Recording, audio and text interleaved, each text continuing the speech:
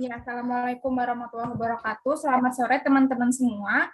Pada sore hari ini kita akan berdiskusi CBL 2 tentang nyeri tulang dan sendi. Kelompok kita mendapatkan kasus 1, yaitu tentang GOUT dan hiperuresemia. Sebelumnya, perkenalkan nama saya Maitsari Hadatul Ais, NIM 69, sebagai moderator pada sore hari ini. Di sini saya juga dibantu oleh teman saya, Wahyu Restiani, NIM 66, sebagai notulensi. Lalu anggota diskusi ada Safira Nabila, NIM 107, lalu ada Reva Rahman, NIM 64, Emira Ifat, NIM 67, Hanum Amelia, NIM 65, dan Destiana, NIM 69. Mungkin kita bisa langsung mulai aja ya teman-teman diskusinya. Di sini nanti kita pertama akan melakukan klarifikasi dan konsep. Setelah itu kita melakukan identifikasi masalah, melakukan brainstorming, lalu analisis permasalahan, penentuan dan penyelesaian kasus. Setelah itu kita dapat mengisi lembar SOAP yang kita miliki masing-masing. Mungkin bisa kita mulai aja masuk ke agenda yang pertama, yaitu klarifikasi istilah dan konsep selama kurang lebih 10 menit ya teman-teman. Silahkan teman-teman yang ada istilah yang belum diketahui, apalagi ini kan kasusnya berbahasa Inggris ya, bisa disebutkan saja, nanti kita tulis dan kita cari bareng-bareng artinya. Silahkan.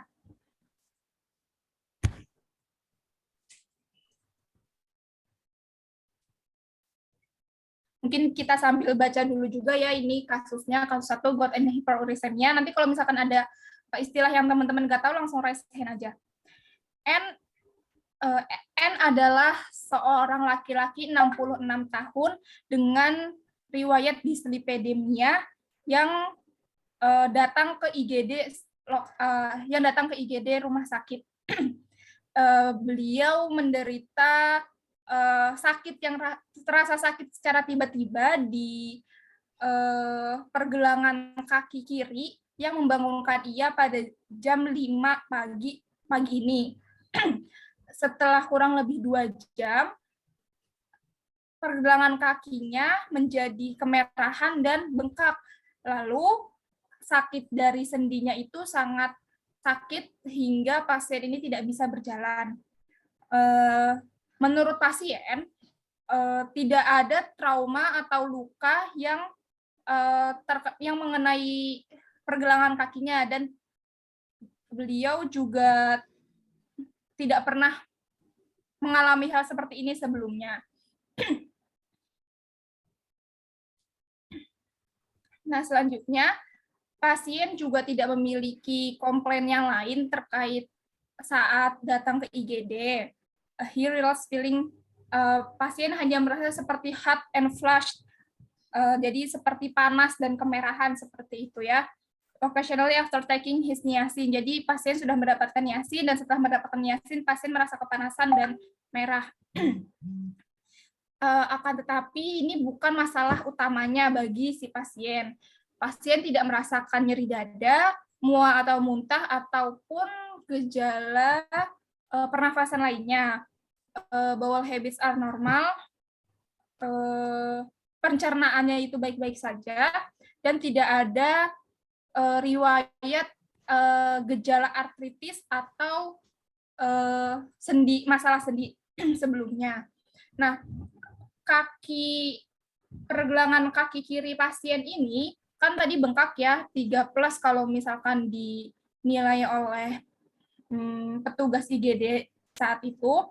Edemanya 3+ di sekitar sendi, lalu ada eritema, dan sangat hangat saat disentuh. Sendinya juga terasa sakit. Sakitnya 10 dari 10 kalau misalkan berdasarkan yang pasien rate ya, pasien ukur berdasarkan skala 1 sampai 10. Tidak ada swelling ataupun jadi yang bengkak itu cuma left ankle aja, cuma pergelangan kaki kiri aja, terus nggak ada topi di situ. Nah, patient medical history-nya, pasien ini mengalami dislipidemia, lalu peptic ulcer, disease, PUD, dan obesitas. Medication history-nya, ini mendapatkan extended release niacin dengan merek Niaspan 1 gram PO saat mau tidur selama 2 bulan, sudah selama 2 bulan, dan omeprazole 20 mg PO setiap hari. Pasien mengalami alergi terhadap simvastatin dan atorvastatin ya, dan reaksi dari alergi itu menyebabkan munculnya sakit otot yang parah dan akhirnya pasien hentikan. Tanda-tanda vitalnya, tekanan darahnya 120/80, pulsnya itu 100, respiration rate-nya 18, temperaturnya 37,5 derajat Celcius, beratnya 97 kg, dan tingginya 5 inci berarti ya, 5 inci 11 cm. Dan ini ada data-data lab-nya. Mungkin tadi udah dibikin tabel ya sama Resti, kita bisa lihat langsung ke tabel yang udah dibikin sama Resti aja.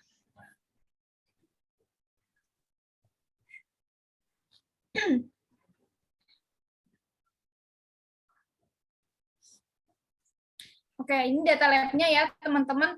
Ada natrium, kalium, klorida, CO2, bun, serum kreatinin, glukosa, asam urat, hemoglobin, HCT, red blood cell, PLT, MCV, MCHC, ESR, WBC, neutros, benz.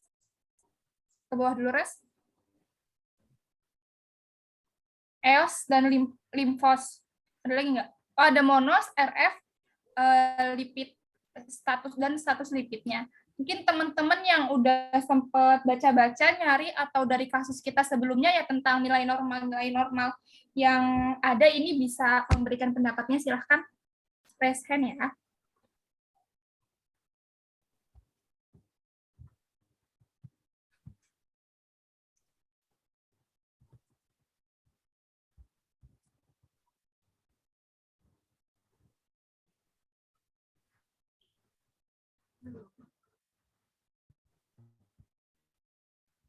Ya silahkan, Safira. Terima Dapat kasih yang mana tadi? Saya Safira Nabila, NIM 107. Ini sebelum ke nilai normal, mungkin aku mau nambahin untuk klarifikasi istilah tentang tadi tinggi badannya. Mungkin itu nggak familiar ya. Nanti kita bisa cari yang HT5 itu. Boleh. Sama aku tadi lihat data lab-nya itu ada RF. Itu mungkin juga nggak familiar. Nanti coba aku cari. Ya, oke, terima kasih. Dari aku segitu, iya.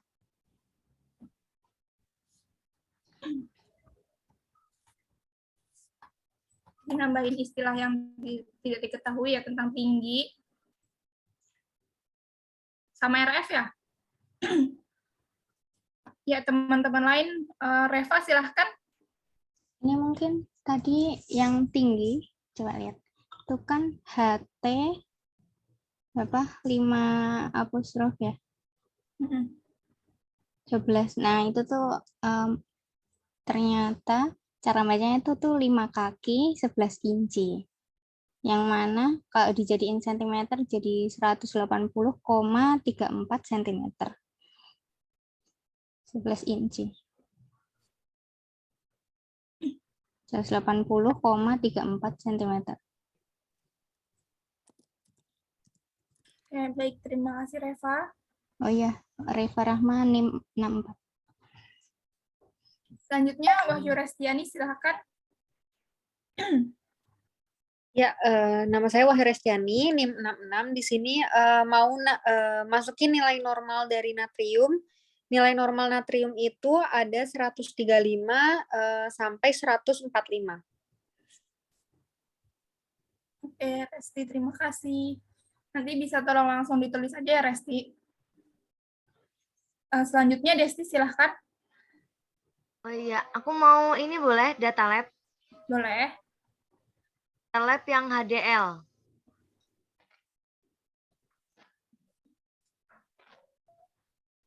Nah, ke bawah. Nah, HDL-nya itu harus oh ya benar. HDL-nya itu harusnya nilai normalnya lebih dari 39.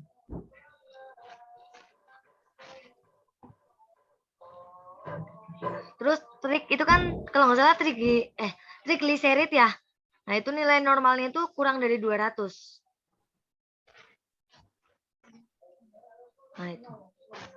Saya di Sinar Modanti NIM 68. Baik, terima kasih, Desti. Lanjut ya, di sini ada Hanung. Silahkan, Hanung. Iya, saya Hanung Amelia Fahmi, NIM 005. Tadi udah sempat nyari buat nilai normalnya. Yang buat kalium itu nilai normalnya 3,6 sampai 4,8. Terus kloridanya itu nilai normalnya itu 97 sampai 106. Terus CO2-nya itu Hanung, 23. tolong pelan-pelan ya, biar ini bisa nyatet. Oh iya. CO2-nya itu 23 sampai 29. Terus bunnya itu 8 sampai 24. SCR-nya itu 0,7 sampai 1,3. Sama glukosanya itu 70 sampai 150.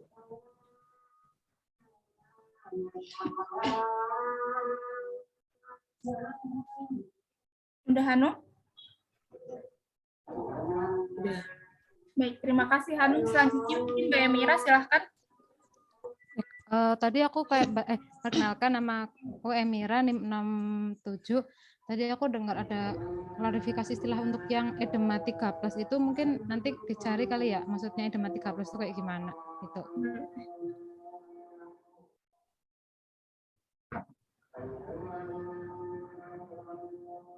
Ada lagi Mbak Emira?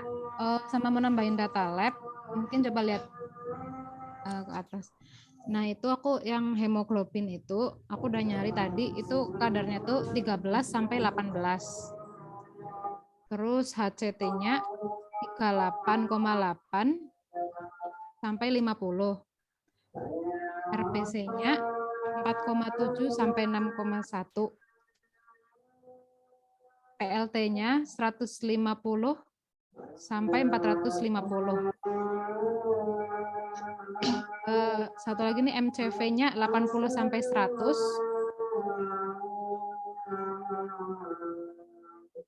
Dan MCHC-nya 32 sampai 36. Itu aku baru nyari itu sih. Terima kasih Mbak Emira. Selanjutnya, silahkan Reva.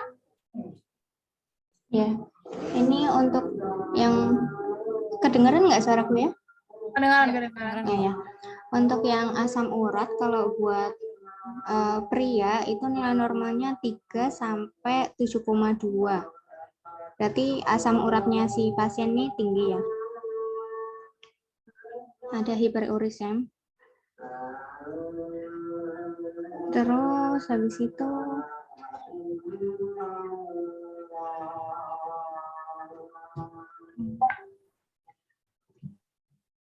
itu di WBC itu white blood cell-nya itu nilai normalnya 3,2 sampai 10. Itu juga tinggi. Terus habis itu aku baca kalau misalnya white blood cell-nya tinggi berarti ada inflamasi.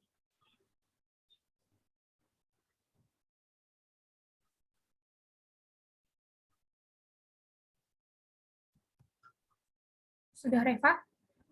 Sama ini sekalian si neutrofilnya itu 36 sampai 73, bench-nya atau batang 0 sampai 12, eosinofilnya 0 sampai 6,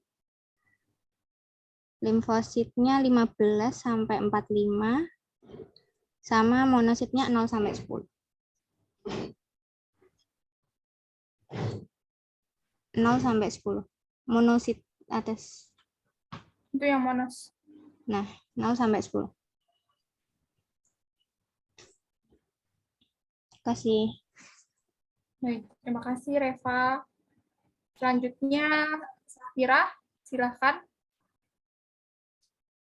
Terima kasih Aisy. Aku mau isi yang ESR.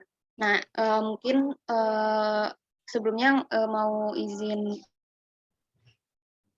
kasih info kalau ESR itu laju endap darah. Itu tuh pemeriksaan darah gitu. Nah, untuk nilai normalnya itu ESR itu nilai normalnya 0 sampai 20.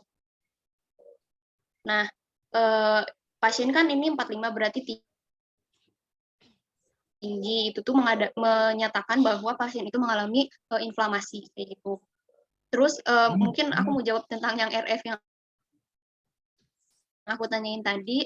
Jadi RF itu rheumatoid arthritis factor itu untuk pemeriksaan untuk mendeteksi adanya antibodi golongan IgM, IgG atau IgA. Kan RA itu autoimun ya. Nah, kalau ada terdeteksi antibodi tersebut berarti itu tuh menandakan RA, kita kan negatif, berarti tidak ada RA gitu. RA rheumatoid Udah, terima arthritis kasih. maksudnya ya Safira?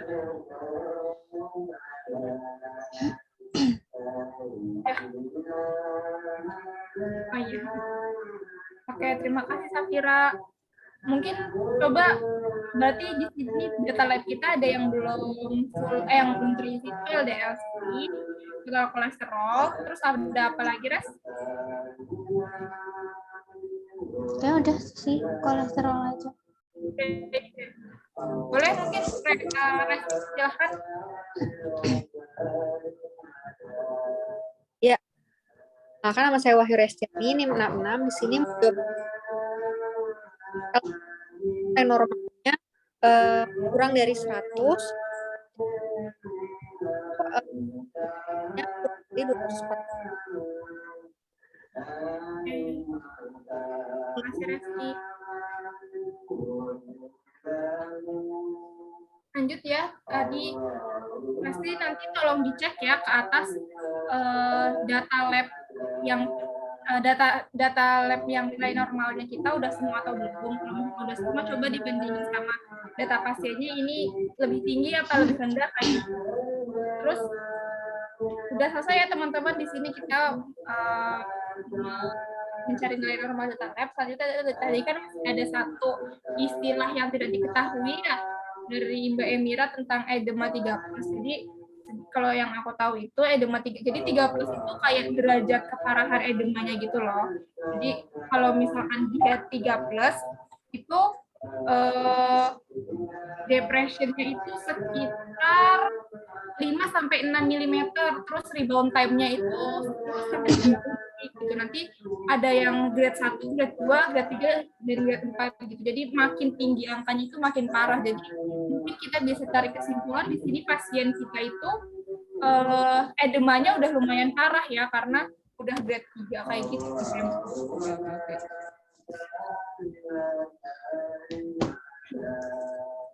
Kita balik lagi ke data lab ya teman-teman. Di sini berarti natrium, sambil tolong dikoreksi ya kalau misalkan ada yang salah. Natrium di sini kita normal, kaliumnya normal, kloridanya normal, kadar CO2-nya normal, kadar bunnya normal, serum kreatininnya normal, glukosanya normal, asam uratnya tinggi, ini berarti teman-teman ya, hiperuresemia.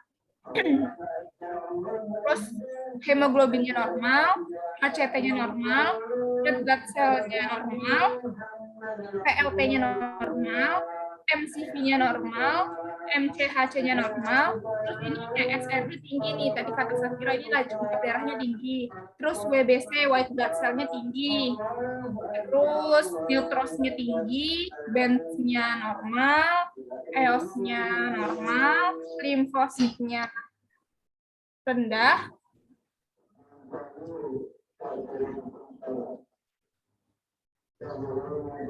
terus monosnya normal, RF negatif, HDL-nya normal, trigliseridanya tinggi,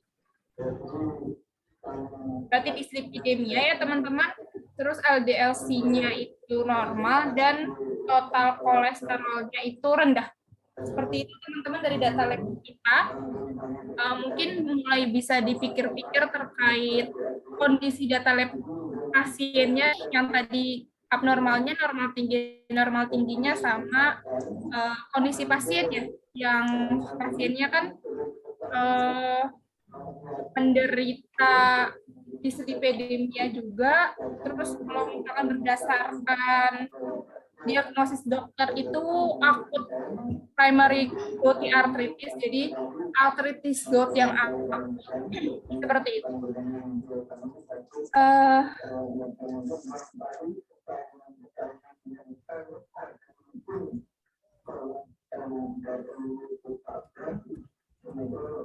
Oke, lanjut ya teman-teman.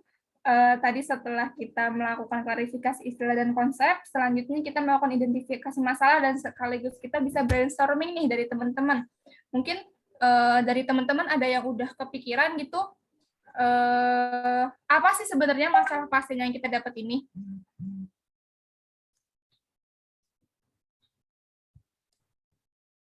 Ya, silahkan Safira.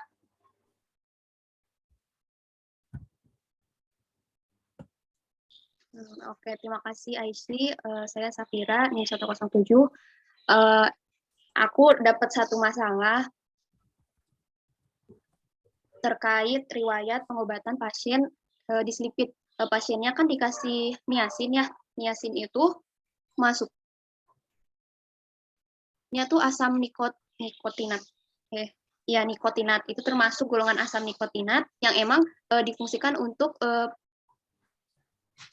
menurunkan trigliserid dan juga meningkatkan HDL pasien. Kebetulan HDL sama HDL-nya pasien rendah, TG-nya tinggi. Nah, tapi setelah aku searching tuh, si niacin itu berhubungan langsung dengan menyebabkan meningkatnya asam urat di dalam serum atau darah. Nah, kemungkinan si niacin ini yang dapat menyebabkan si pasien ini mengalami gout karena niacin ini juga memberikan efek menginduksi penyakit gout gitu. Jadi kemungkinan ada adverse drug reaction yang mungkin nanti obatnya bisa diganti atau dipertimbangkan kayak gitu. Terima kasih.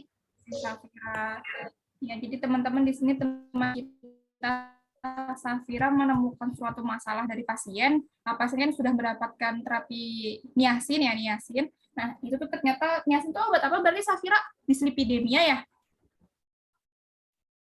Niacin itu obat dislipidemia pasien, tapi ternyata si niacin ini dia menyebabkan asam urat. Asam urat kan gout ya. Nah, mungkin bisa jadi kenapa pasien ini dilarikan ke IGD rumah sakit dan diagnosis dengan gout itu salah satunya karena efek samping dari niacinnya. Ini problem yang kita dapatkan pertama ya teman-teman.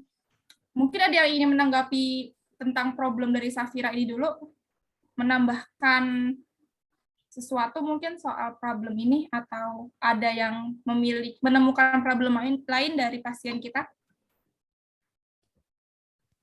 Silakan Mbak Emira. Jadi ini kan tadi udah ada banyak keluhan pasien sama data labnya itu asam urat tinggi, neutrofil tinggi, ada inflamasi, ada sakit di pergelangan kaki, dan bahkan dokter juga udah mendiagnosis artritis gout akut juga. Tapi ini sepertinya pasien kan belum dikasih apa-apa ya. Berarti mungkin kita akan memilihkan terapi yang tepat untuk pasien ini mungkin ya. Oh ya, perkenalkan saya Emira NIM 67. Baik, terima kasih Mbak Emira. Ini karena pasiennya didiagnosis gout tapi belum mendapatkan terapi gout sama sekali ya Mbak? Iya, benar gitu. Baik, oke.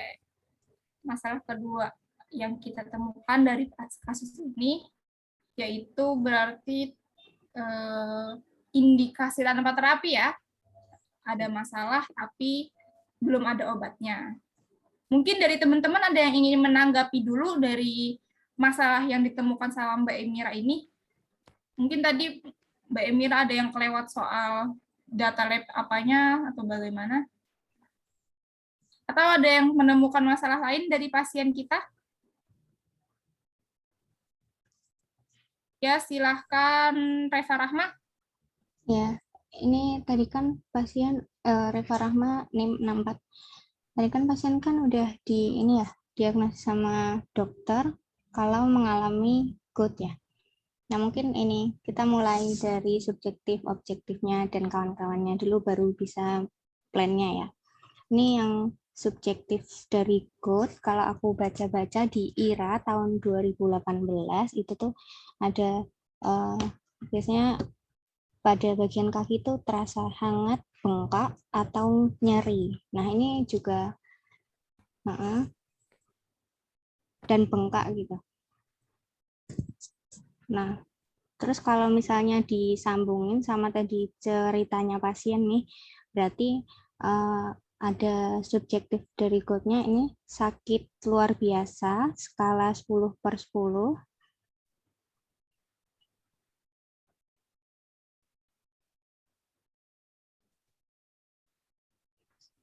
Skala 10/10 pada pergelangan kaki.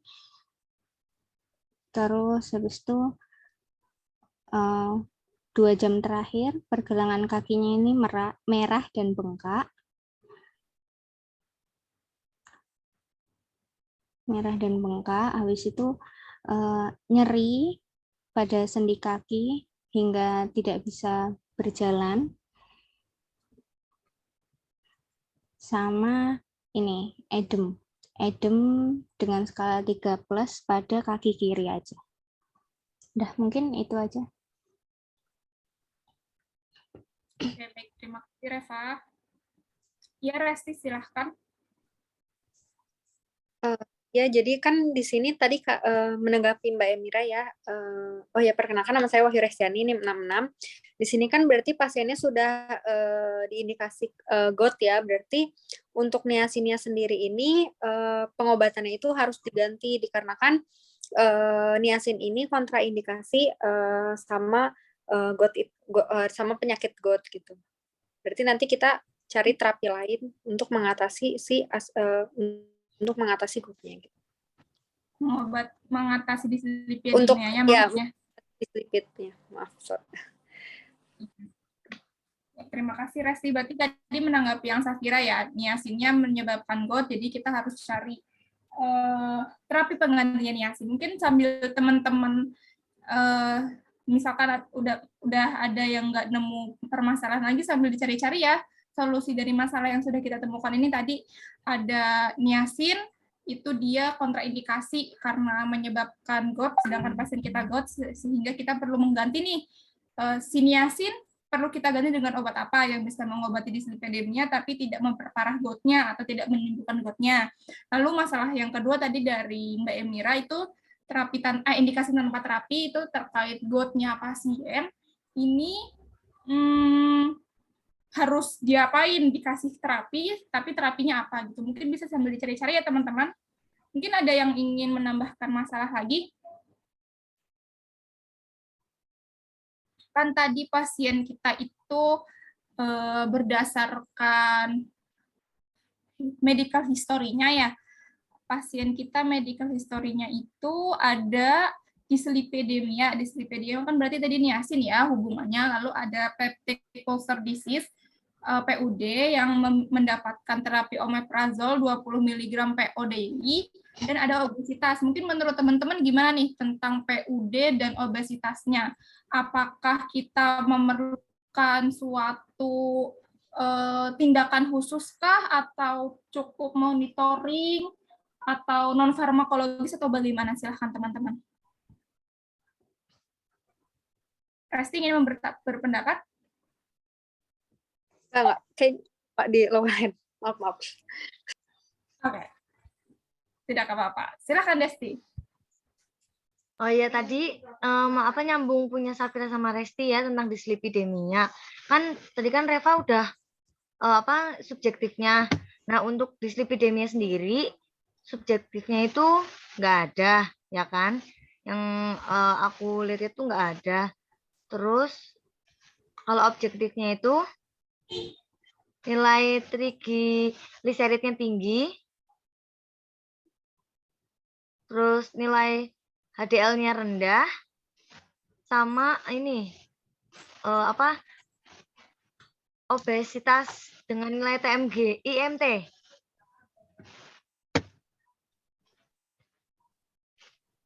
Nah, kan kalau IMT itu kan sama aja kayak indeks massa tubuh ya.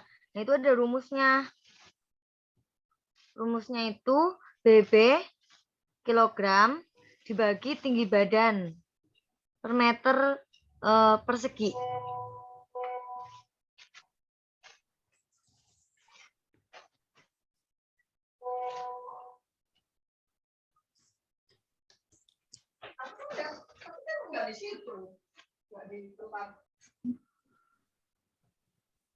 Nah, hasilnya itu kalau kita kan BB-nya itu 97 kan.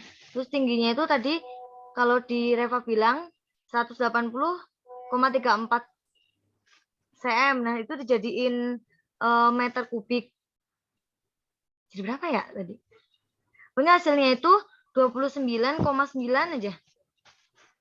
Berarti IMT-nya itu 29,9 ya, Des? Ya, betul. Itu masuknya apa, Des? Jadi IMT itu sebentar. Bingung. Normal, rendah, atau emang beneran obesitas? Wait. Oke. Sambil nunggu Desti, mungkin Hanung silahkan. Ya, tadi aku nyambung yang punya siapa ini tadi yang bilang pergelangan edema skalanya 13. Oh ya, perkenalkan aku Hanum Amelia Fahmi 06, NIM 065. Mau nyambung ini yang Reva kayak kalau nggak salah tadi itu bilang kan kalau misalkan subjektif yang dari code itu kan pergelangan kakinya merah kayak gitu ya. Nah, terus pasien itu juga kan udah didiagnosis artritis gout ya sama dokter. Terus bisa juga dilihat dari data laboratoriumnya, yaitu di mana WBC pasiennya itu kan 12,8 dengan nilai normalnya itu 3,2 sampai 10. Nah, itu kan berarti menunjukkan adanya inflamasi. Terus selain itu juga ini nilai ESR-nya itu kan pasiennya itu 45. Terus nilai normalnya itu 0 sampai 20, berarti kan itu juga termasuk tinggi yang menunjukkan bahwa pasien itu gout. Selain itu juga ada kadar asam urat pasiennya itu 11,6, di mana nilai normal asam urat pada pasien laki-laki itu 3 sampai 7,2. Terus selain itu juga ada neutrofilnya juga tinggi, yaitu 88%. Terus limfositnya itu juga rendah, 10%. Terus kemudian ada pemeriksaan ankle radiograf, yaitu hasilnya itu negatif. Terus kemudian ada cairan aspirasi tap sendi pada pergelangan kaki itu lebih dari 50. Aku baru nemu itu sih untuk data laboratoriumnya. Itu berarti data laboratorium yang mendukung kalau misalkan pasien ini gout ya? Iya, betul, kayak gitu. Boleh tolong diulang nggak, Hanum, itu biar kecatat Oh iya, semuanya? boleh. Langsung aja apa gitu. Oke, ESR-nya itu, bentar. Untuk ESR-nya itu 45. Nggak, maksudnya langsung ESR tinggi.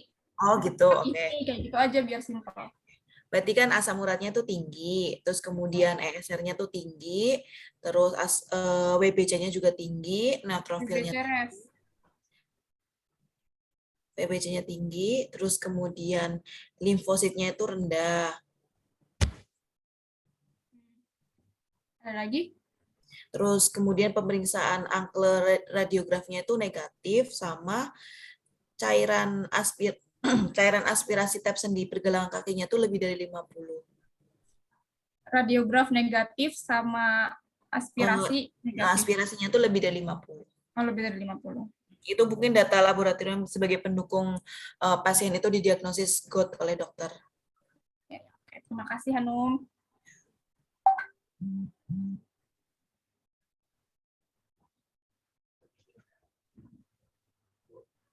Oke, Desti silahkan. Oh iya, Ais, aku nanggepin yang tadi IMT kan. Nah, ini yang aku cari tuh di IMT menurut WHO itu dia tuh termasuk obesitas yang pertama. Berarti benar ya ini pasien beneran masuk obesitas. Iya, betul. Dan itu adalah faktor resiko dari dislipidnya ya, Des ya? Iya, betul sekali. Iya, betul sekali. Aku baru nemu itu sih. Oke. Terima kasih teman-teman semuanya. Oh, ini ada Reva. Silahkan ingin memberikan tanggapan soal apa? Reva NIM 064. Ini kan tadi kan di data subjektif pasien kan ada apa tuh? Yang dia ngerasain sakit luar biasa dengan skala 10/10 di pergelangan kakinya. Nah, itu jangan lupa diterapi, tapi juga mengingat pasien ini kan juga ada ini kan, peptic ulcer. Jadi kalau misalnya kita ngasih obat anti nyeri pada pasien, jangan sampai yang malah memperparah PUD-nya itu. Gitu. Berarti ini berkaitan dengan masalah yang tadi sudah disebutkan oleh Mbak Emira ya, Reva ya? Karena dia kan sakitnya karena gout-nya ya, pembengkakan di sendinya seperti itu. Sejauh ini berarti masalah kita ada 2 ya teman-teman, ya nggak sih? Coba ke atas restoran. Yang pertama itu tadi yang dibilang sama Safira tentang obat mengganti niacin karena niacin ini menyebabkan gout. Lalu yang kedua itu pasien kita memiliki terapi tanpa indikasi. Ini dia didiagnosis gout tapi belum diberikan terapi untuk gout. Ya kan? Ya, baru itu ya teman-teman masalah yang apa namanya? Bisa kita temukan di kasus ini. Mungkin aku pengen nambahin sedikit sih, tadi kan aku sempat singgung soal pasien memiliki riwayat penyakit PUD dan obesitas ya. Nah, kan kalau misalkan dia obesitas kan berarti tadi dia sudah menjadi faktor resiko dari dislipid ya, masalah yang sama kayak niacin. Tapi di sini pasien juga punya riwayat PUD yang mana pasien sudah mendapatkan omeprazol 20 mg daily. Nah, ini mungkin perlu kita jadikan catatan ya teman-teman seperti yang tadi Reva bilang soal pasien ini kan sakit. Biasanya kan kalau misalkan anti nyeri itu kan NSAID ya. Tapi kan NSAID kadang suka kenanya ke lambung juga kan, sedangkan pasien ini memiliki riwayat PUD. Nah, mungkin yang perlu kita jadikan perhatian aja sih teman-teman. Jadi nanti ini terapi omeprazol 20 mg yang didapatkan pasien ini bagaimana, apakah sudah cukup dan bisa dilanjutkan untuk melanjutkan terapi PUD pasien dan mencegah terjadinya efek samping dari obat-obatan yang pasien dapatkan. Seperti itu. Mungkin coba aku sambil lihat kasusnya lagi ya, siapa tahu ada yang kelewatan. Tadi medication history-nya udah niacin, omeprazol, dislipid, PUD, sama obesitas. Subjektif, objektif udah ya. Data lab-nya, kayak semua data lab yang tidak normal sudah bisa kita interpretasikan semua. Ini dia data lab tidak normalnya itu karena apa? Karena kebanyakan ini itu sih ya teman-teman, seperti yang tadi Hanum sampaikan, kebanyakan data lab yang tidak normal itu menunjukkan pasien ini memang benar kalau pasien itu gout seperti itu. Mungkin terkait identifikasi masalah sampai saat ini ada yang ingin teman-teman tambahi dulu sebelum kita masuk ke penyelesaian? Dari aku cukup. Kalau sudah ada, baik, terima kasih Reva. Yang lain cukup juga? Cukup. Oke, cukup ya. Kita masuk ke sesi selanjutnya ya teman-teman, terkait penyelesaian masalah yang kita miliki. Berarti minta tolong ditulis secara singkat dulu. Resti, masalah nomor 1 kayak gitu.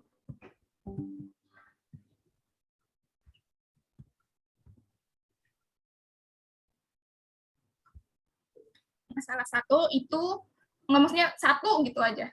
Serasa sebenarnya. Oke, 1 tadi terapi pengganti niacin untuk dislipidemia.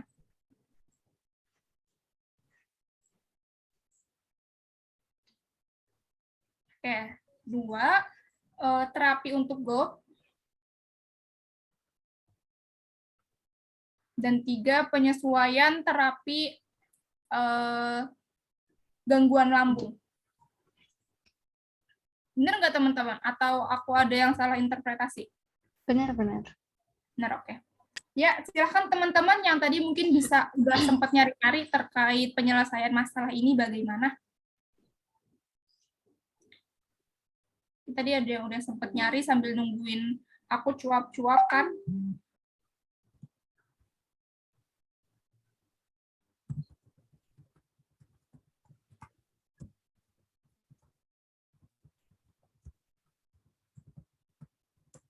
Atau sambil nyari-nyari dulu nggak apa-apa.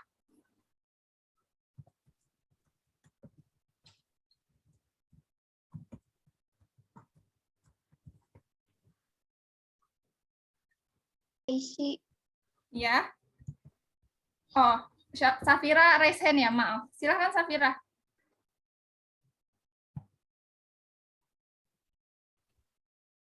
Terima kasih IC, saya Safira NIM 107. Mau ini mungkin tambahan aja untuk kan tadi niacin itu menyebabkan GOUT dan meningkatkan asam urat di serum kan. Nah, ini ada beberapa mekanismenya. Jadi si niacin ini tuh kenapa bisa meningkatkan asam urat? Jadi yang pertama tuh dia menurunkan ekskresi dari asam urat sehingga si asam uratnya itu ada tertahan gitu di serum. Selain itu juga si asam nikotinik ini juga meningkatkan reabsorpsi di ginjal. Jadi asam uratnya diabsorpsi kembali sehingga di serum meningkat. Kemudian pada dosis terapik juga niacin ini juga menyebabkan GOUT. Jadi emang udah tepat kata Resti untuk diganti. Kemudian aku udah coba cari karena kita pasiennya itu hipertrigliserid ya. Obat-obat dislipid yang untuk hipertrigliserid ini tuh ada direkomendasikan untuk terapi fibra dan atau bisa juga pakai omega 3 gitu. Cuman masih belum cari lagi sih untuk kondisi pasien yang kita lebih tepat yang mana gitu. Oke, terima kasih Safira. Mungkin aku bantu Resti untuk mencatat ya tadi. Berarti poinnya menurut Safira itu kenapa dia niacin yang merupakan obat dislipid ini bisa menyebabkan GOUT pada pasien, yaitu yang pertama karena niacin ini menurunkan ekspresi asam urat. Betul seperti itu, jadinya asam uratnya tertahan di serum. Nah, jadi kan SCR-nya, serum creatinine tinggi, jadinya bikin asam urat. Nah, yang kedua itu dia meningkatkan reabsorpsi asam urat di ginjal ya. Meningkatkan reabsorpsi asam urat di ginjal sehingga asam urat kreatinin yang tadinya mau dibuang diekskresi lewat ginjal itu direabsorpsi lagi sama ginjal dan masuk lagi ke aliran darah, masuk lagi ke serum. Nah, tapi sama si niacin ini juga dia ditahan ditahan biar si kreatinnya itu tetap berada di serum. Jadinya di serum ini di dalam darah itu sel kreatinnya tinggi dan menyebabkan asam urat sehingga terjadi asam urat GOUT gitu, seperti itu ya Safira ya. Ya, begitu. Terima kasih IC. Oke. Sama tadi sama obat dislipid untuk tadi pasien kita TG-nya yang nggak normal ya, jadinya itu pilihannya itu antara fibrat sama omega 3 ya, seperti itu. Selanjutnya Reva silahkan. Ini untuk yang terapi GOUT. Ini aku pedomannya dari IRA tahun 2018. Pelan-pelan ya Reva ya. Oke, siap. Ya kan udah ada ya subjektifnya pasien tuh yang pergelangan kakinya tuh pergelangan kaki kirinya jam 5 pagi itu tuh sakitnya tuh luar biasa, terus habis itu 2 jam terakhir pergelangan kaki kirinya itu jadi merah, bengkak, serta nyeri. Nah, berarti kan ini dia onsetnya kurang dari 12 jam ya. Nah, berarti dia itu termasuk ke GOUT yang akut gitu. Nah, kalau menurut IRA tahun 2018 untuk pasien dengan serangan gout akut yang onsetnya kurang dari 12 jam itu bisa dikasih colchicine. Bisa dikasih colchicine dengan dosis awal 1 mg. Nah, setelah 1 jam itu dilanjutkan 0,5 mg gitu. Baru sampai situ. Oke, terima kasih Reva. Berarti gout pasien ini masuknya ke gout akut karena onsetnya kurang dari 12 jam ya? Oke, benar. Dan terapinya itu colchicine. Mm-mm. Oke, terima kasih Reva.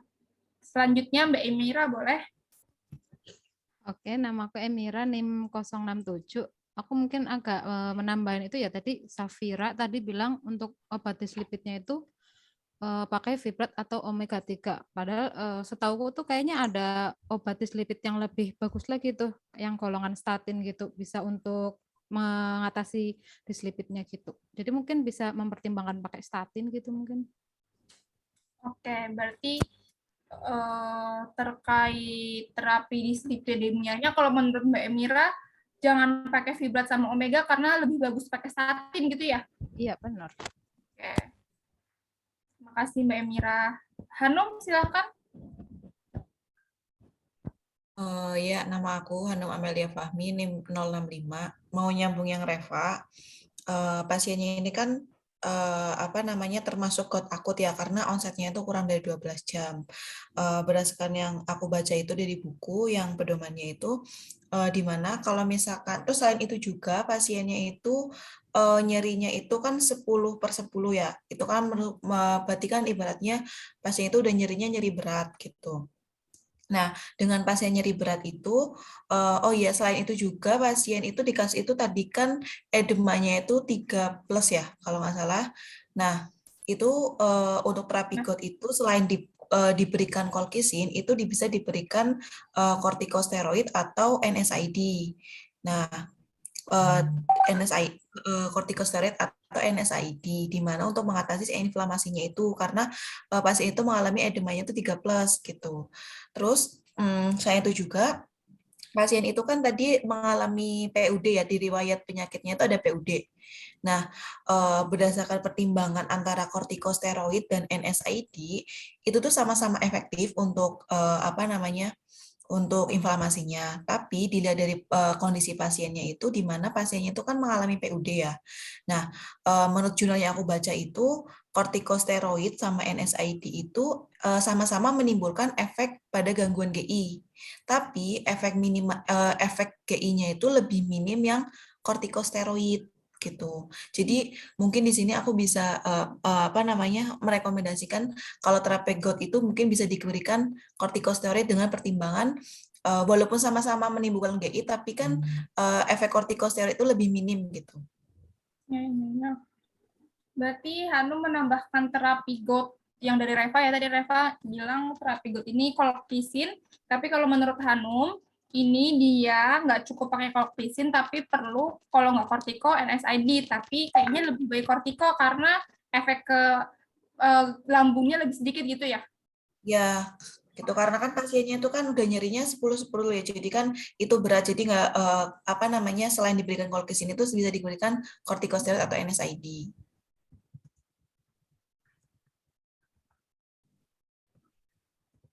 Oke. Mungkin itu kortikosteroidnya bisa di bold aja, Res, tolong. Karena kan tadi menurut Hanum lebih mending kortikosteroid ya daripada NSAID. Lanjut.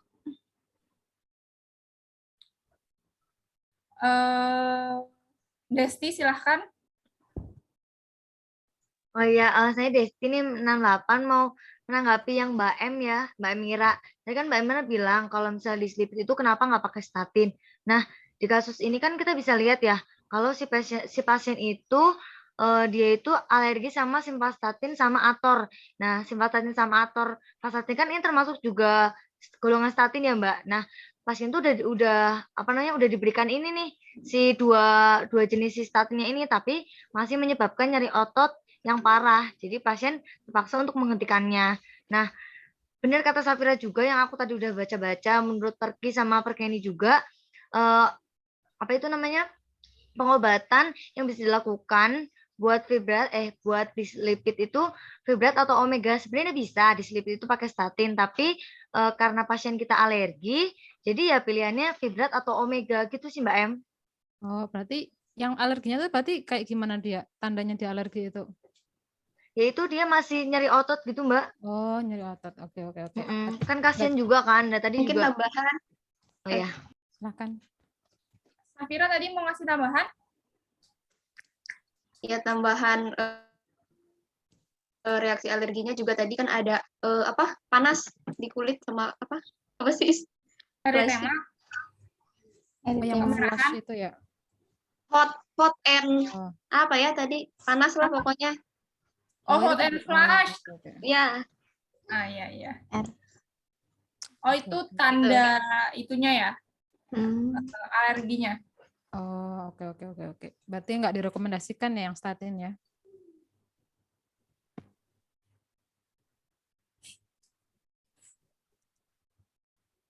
Oke, berarti untuk masalah nomor 1 ini, kayaknya kita udah mulai dapet insight banyak ya teman-teman. Niacin ini fix nggak bisa dilanjutin nggak bisa dilanjutin dikasih ke pasien si niacin untuk mengobati dislipidnya karena dia bikin gout. Nah, terapi alternatifnya apa? Tadi pilihannya kalau nggak statin, fibrat atau omega 3. Tapi ternyata kita nggak bisa pakai statin karena si pasien itu alergi sama statin itu berdasarkan kasus kan ya, ada di riwayat mediknya. Itu pasien kita alergi statin, jadi kita nggak bisa kasih golongan statin. Jadi pilihannya untuk masalah kita yang nomor 1 ini, tentang dislipid pasien itu diterapi menggunakan fibrat atau omega 3. Itu seperti itu untuk masalah nomor 1. Untuk masalah nomor 2, coba tolong ke bawah, Res.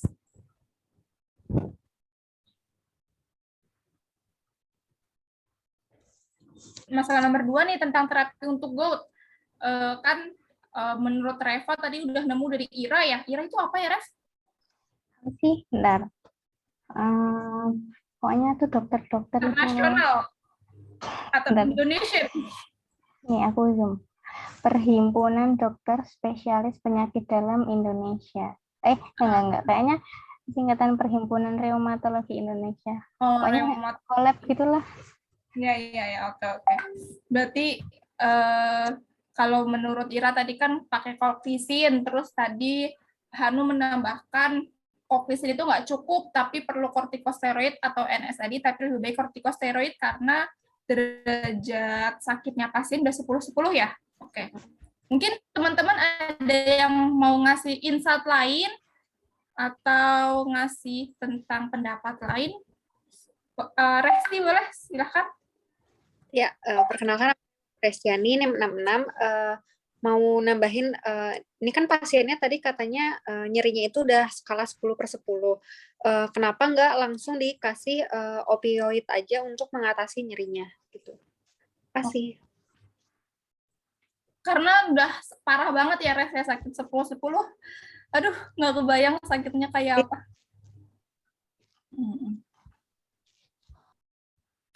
Kenapa pasien nggak diberikan opioid padahal sakitnya udah 10x10? 10/10. Mungkin aku sekali nambahin ya, Res.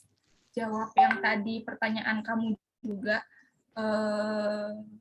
Anti nyeri itu kan banyak ya, dia bukan tingkatan-tingkatan juga kan. Biasanya kalau misalkan sakitnya yang belum terlalu parah itu kan kayak biasanya mulai dari PCT dulu, terus ke NSAID, terus ke kortiko, baru kalau misalkan udah parah banget kan ke opioid ya.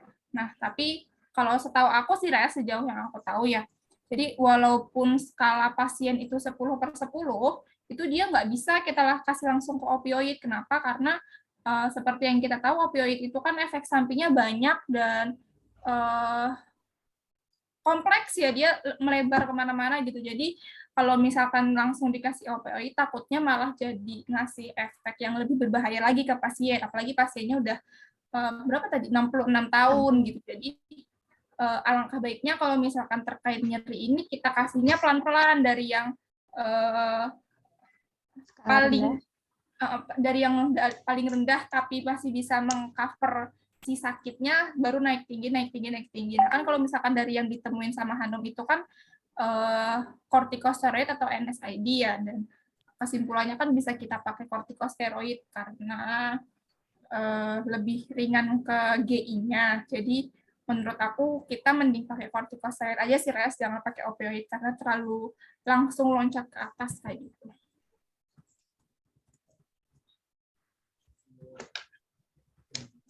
Oke, makasih Ais. Oke.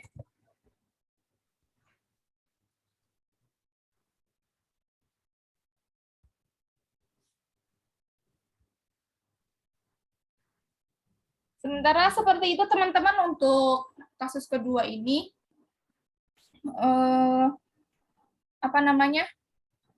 terapinya kloprisine dan kortikosteroid, tapi kortikosteroidnya berarti ini belum ada yang menemukan ya, belum ada yang memberikan pendapatnya soal kortikosteroid apa yang kita pilih dan berapa dosisnya.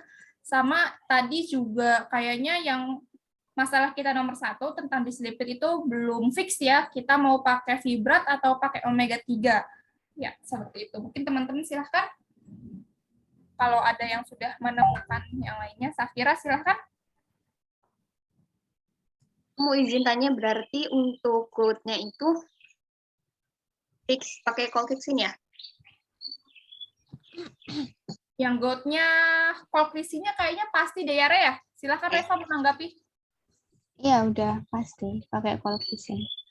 Karena kalau misalnya gout akut itu masih belum boleh dikasih obat asam urat gitu. Oke. Terima kasih. Oke. Terus ini aku juga mau ini. Boleh, Reva silahkan. Ya, Reva nih 64.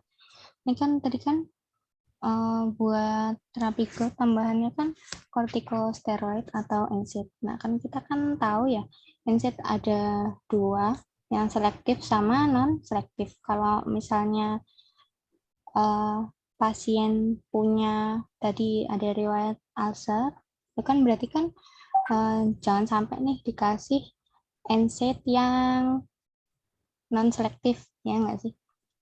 Nah, berarti kenapa kok lebih dipilih kortikosteroid daripada NSAID yang selektif? Gitu. Oke. Karena kalau kortiko itu masih bisa ngaruh ke GI ya, Rev ya. Karena dia menghambatnya lipooksidinase. Jadi seharusnya prostaglandin lambungnya juga dia terhenti. Gitu. Kenapa tetap pilih kortiko bukannya NSAID yang selektif gitu ya, Rev ya? Alright. Oh ya, oke. Terima kasih Reva. Mungkin ada yang ingin memberikan tanggapan. Hanum itu mau memberikan insight lainnya atau menjawab Reva? Ini mau nanggepin yang Reva. Boleh, silahkan. Ya, nama aku Hanum, NIM 65. Jadi mau nanggepin yang Reva, tadi aku sempat baca-baca, kortikosteroid itu kan emang efeknya masih menimbulkan efek samping pada GI ya, dilihat dari pasiennya, kita ada PUD-nya juga. Nah, kalau NSAID itu kan ada yang non-selektif sama selektif, di mana kalau misalkan yang selektif itu lebih baik karena tidak menimbulkan efek GI-nya. Tapi kalau dibandingkan antara NSAID selektif sama kortikosteroid, itu mungkin kalau misalkan dilihat dari efeknya itu kita bisa milih yang NSAID selektif. Tapi karena kortikosteroid itu sendiri itu kan masih menimbulkan GI ya. Nah, tadi tuh aku contoh dari NSAID selektif itu kan contohnya selesokip ya. Nah, tadi tuh aku ngelihat kalau misalkan dari harga dari obat yang selesokipnya itu satu tabletnya aja 15.000. Nah, satu strip itu kan berarti kurang lebih biasanya itu 10 tablet ya. Berarti kan satu strip itu harganya anggap aja 150 gitu. Nah, itu kan lumayan pricey ya menurut aku gitu. Terus abis itu kalau misalkan kortikosteroid itu harganya tuh jauh lebih murah gitu. Nah, kenapa aku lebih merekomendasikan kortikosteroid karena apa? Kortikosteroid itu kan walaupun menimbulkan efek GI, tapi kan harganya jauh lebih murah gitu, lebih murah dibandingkan yang selektif, yang NSAID selektif gitu. Walaupun emang tapi kan menimbulkan efek pada GI-nya tuh minim gitu. Nah, mungkin kalau misalkan kita memilih kortikosteroid itu bisa dimonitoring pada PUD-nya gitu. Kalau menurut aku kayak gitu sih. Terima kasih Hanum. Hanum, terima kasih. Safira, silahkan.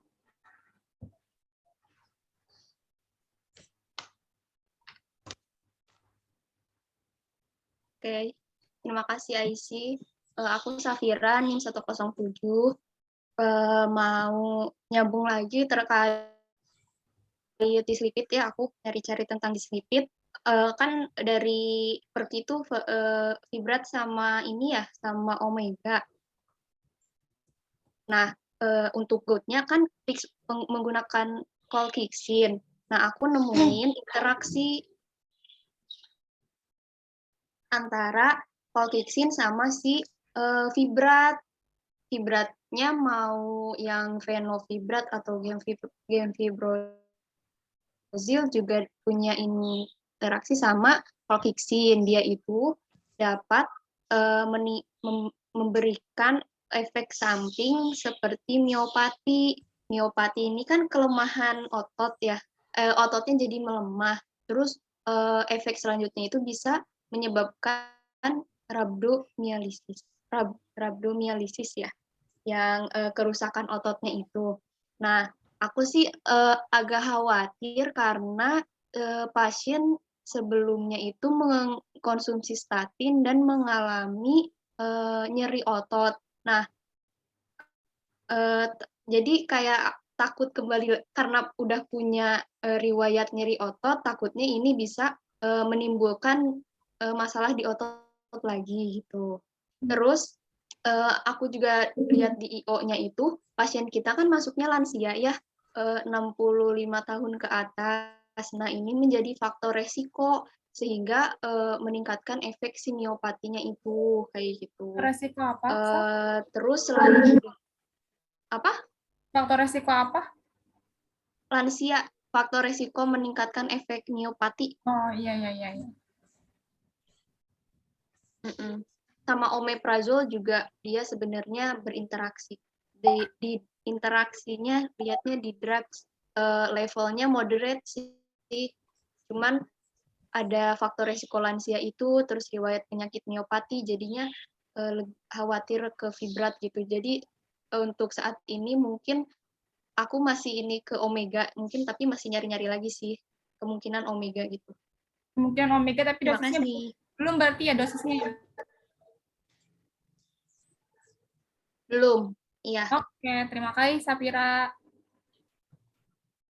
Silahkan lanjut Mbak Emira. Oke, aku Emira NIM 67. Tadi aku berarti nanggepin yang dari Hanum yang kita lebih baik pakai yang kortikosteroid ya dengan alasan cost efektif seperti itu. Tadi ini aku udah sempat nyari sih pilihan terapi untuk gout akut yang dari golongan kortikosteroid itu ada pilihannya ada prednisolon. Jadi dia 30 mg per oral selama 5 hari itu. Yang aku tawarkan itu pakai prednisolon 30 mg PO 5 hari. Sekali, 2 kali? Coba nanti aku cari lagi ya. Masih ini. Berarti buat masalah nomor 2 ini terapinya udah fix ya. Ada 2 terapi, colchicine sama prednisolon. Ada yang mau nambahin lagi nggak buat masalah nomor 2 dulu ini nih? Ada yang maksudnya siapa tahu nambah obat lagi atau apa gitu, udah cukup?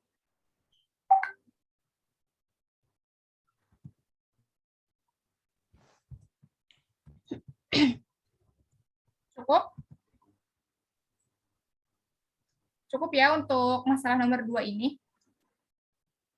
Oke, mungkin berarti kita tinggal ini nih, masalah kita tinggal yang masalah nomor 3 tentang penyesuaian gangguan lambung. Tadi prednisolon ini dikonsumsinya berapa kali sehari sama dosis omega 3. Desti silahkan. Oh ya, saya Desti Ramadanti, NIM 68. Kalau Ais boleh yang naik ke nomor 1 nggak? Yang ke dislipid nyambung ke Safira. Ya, silakan Resti. Notulennya Resti, Des. Oh ya maaf, akhirnya ke atas Res. Nah, aku nemu kan tadi benar yang dikatain Safira, aku nambahin. Kalau semisal itu fibrat itu kan menyebabkan miopati. Nah, karena pasien kita lansia, makanya lebih cenderung ke omega aja. Nah, aku baca di Perki tahun 2017, kalau semisal kalau misal si pasien mengkonsumsi omega 3, itu dia tuh punya efek yang dia itu bisa netral gitu loh. Kan kita LDL-nya normal ya. Nah, kalau misalnya kita pakai omega, itu nanti tuh efeknya itu si LDL-nya tuh konsentrasinya tuh tetap netral gitu. Jadi nggak naik, nggak turun kayak gitu. Nah, terus kan tadi HDL kita rendah.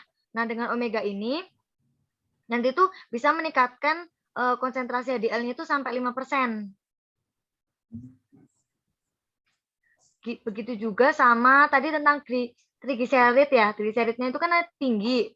Nah, kalau kita pakai omega 3 ini bisa mengurangi konsentrasi si TG-nya itu sebesar 10-15%.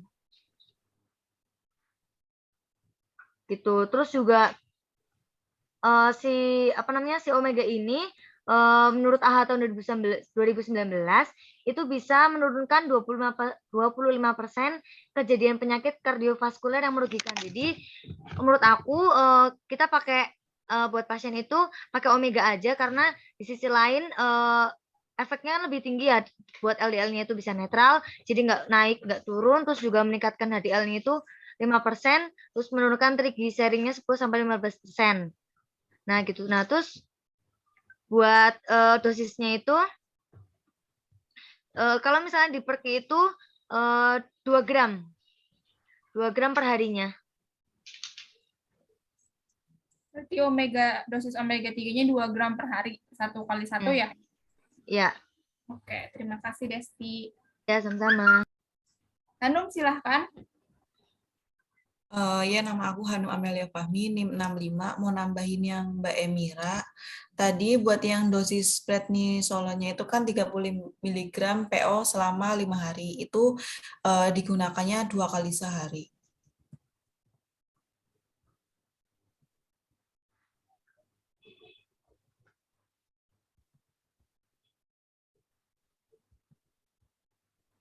Oke. Oh iya, sama mau nambahin lagi. Selain itu juga kan ini kan pasiennya GOT ya. Itu mungkin perlu dilakukan monitoring buat apa namanya kadar asam uratnya sampai nilai normal. Terus kemudian tadi kan diberikan kortikosteroid juga kan. Itu kan menimbulkan efek samping pada BI. Nah, mungkin bisa dimonitoring juga itu untuk apa keadaan pasien yang PUD-nya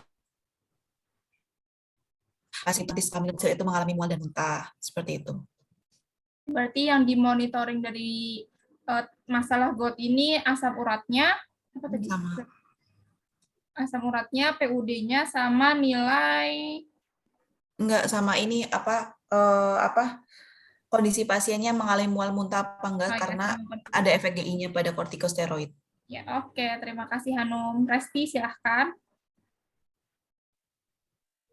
Ya, di sini aku mau nambahin buat yang monitoring dari dislipid ya.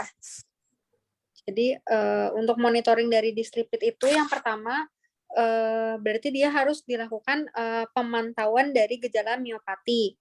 Terus yang kedua itu dilakukan pemeriksaan lipid, dilakukannya itu sebelum melakukan terapi, kemudian setelah melakukan terapi, yaitu setiap 4-12 minggu. Terus yang ketiga itu pemeriksaan SGPT, itu tuh dilakuin sebelum terapi, terus selanjutnya itu dilakuin pada minggu ke-8-12 setelah terapinya itu dimulai. Terus yang keempat itu ada pemeriksaan CK sebelum terapi. Kemudian yang kelima itu ada pemeriksaan HbA1c pada pasien yang beresiko menderita diabetes seperti obesitas, sindrom metabolik, sama serta pasien yang usianya itu lanjut. Terima kasih, Ais. Oke, terima kasih Resti. Berarti itu tadi terkait monitoring dari masalah dislipidnya pasien ya, Res? Oke. Iya. Sip. Mungkin karena waktu kita sudah hampir habis ya teman-teman, aku mau izin sekalian merangkum hasil dari diskusi kita tentang penyelesaian masalah dari problem-problem yang sudah kita temukan. Problem yang pertama itu kan tadi tentang dislipid, terapi niasinya sudah tidak dapat dipakai, lalu disarankan untuk mengganti dengan fibrat atau omega 3, tapi dipilih omega 3 karena dia tidak menimbulkan efek buruk terhadap kondisi klinis pasien ya. Tadi dosisnya juga sudah 2 gram per hari, dan monitoring apa saja yang perlu dimonitoring itu juga sudah ada, tadi sudah disebutkan oleh Resti. Berarti untuk masalah nomor 1, apakah bisa kita selesaikan teman-teman? Apa ada yang mau tambahin lagi?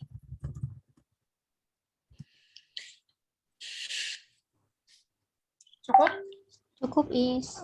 Cukup ya? Oke. Berarti masalah nomor 1 kita selesai ya teman-teman. Lanjut ke masalah nomor 2. Masalah nomor 2 di sini kita tentang GOT yang belum diberikan terapi. Nah, di sini tadi juga kita sudah melakukan diskusi terkait terapi apa saja yang kira-kira cocok untuk pasien. Nah, saya tarik kesimpulan kalau pasien kita sebaiknya diberikan colchicine dan kortikosteroid. Kortikosteroid itu prednisolon dengan dosis yang tadi sudah disebutkan ya. Prednisolonnya tadi colchicine-nya 1 mg, lalu dilanjutkan 0,5 mg, dan prednisolonnya tadi 30 mg PO 2 kali sehari ya. Terus tadi monitoring yang perlu kita lakukan untuk masalah GOT ini juga tadi sudah disebutkan ya, tentang kadar asam urat, lalu monitoring efek samping yaitu ke ginjalnya, mual muntah dan lain sebagainya. Nah, ini untuk masalah nomor 2, apakah bisa kita cukupkan atau masih ada yang ingin menambahkan? Nambahin sedikit, Is. Boleh. Itu di bagian monitoring, itu monitor yang tadi dijawab Hanum, monitoring kadar asam urat sampai nilainya tuh kurang dari 6 mg per desiliter. Sip. Sama kan tadi kan nyeri hebat ya pasiennya, itu juga harus dimonitoring sampai nyerinya itu berkurang. Oke, berarti terkait tambahan monitoring dari problematic GOT ya, Reva ya. Kalau misalnya masih belum berkurang nyerinya, mungkin bisa dipertimbangkan untuk diberi opioid. Baik. Terima kasih. Oke. Terima kasih Reva. Ada yang ingin menambahkan lagi soal problematic GOT? Ini problematic kita nomor 2. Cukup? Oke, cukup. Terima kasih Mbak Emira atas jempolnya. Lanjut ya teman-teman ke problematic kita yang ketiga, itu tentang penyesuaian gangguan lambung. Tadi aku juga ya yang menyarankan soal problematic ini. Kenapa? Karena pasien ini kan memiliki riwayat PUD, dan tadi kalau misalkan aku perhatiin kan kortikosteroid bikin PUD, terus tadi ada kemungkinan terapi dari dislipid bikin PUD juga ya, sedangkan pasien kita ini udah PUD juga gitu loh. Nah, tapi kan pasien kita ini sudah mendapatkan omeprazole ya teman-teman, 20 mg PO daily kalau aku nggak salah tadi baca di rekam medis. Nah, jadi kalau menurut aku di sini tadi aku juga sempat baca-baca untuk terapi preventif PUD-nya itu kita tidak perlu lanjutkan, kita tidak perlu tingkatkan, karena di sini kan pasien juga tidak mengalami gejala-gejala sedang terjadi PUD ya, seperti mual muntah itu kan tadi disebutkan pasien tidak merasakan itu gitu. Jadi mungkin untuk saat ini kita masih bisa melanjutkan terapi omeprazole yang sudah pasien dapatkan, yaitu 20 mg PO daily seperti itu. Mungkin teman-teman ada yang ingin memberikan tanggapan lain? Udah dipanggil. Oke. Lengkap sekali itu. Kalau begitu kita cukupkan ya teman-teman soal diskusi kita tentang kasus ini. Ada yang ingin menambahkan sedikit lagi sebelum saya tutup? Oke. Sudah Cukup ya teman-teman. Terima kasih banyak atas perhatian dan kontribusinya. Saya tutup diskusi kita pada sore hari ini. Kurang lebihnya mohon maaf. Wassalamualaikum warahmatullahi wabarakatuh. Waalaikumsalam warahmatullahi wabarakatuh. Waalaikumsalam warahmatullahi wabarakatuh.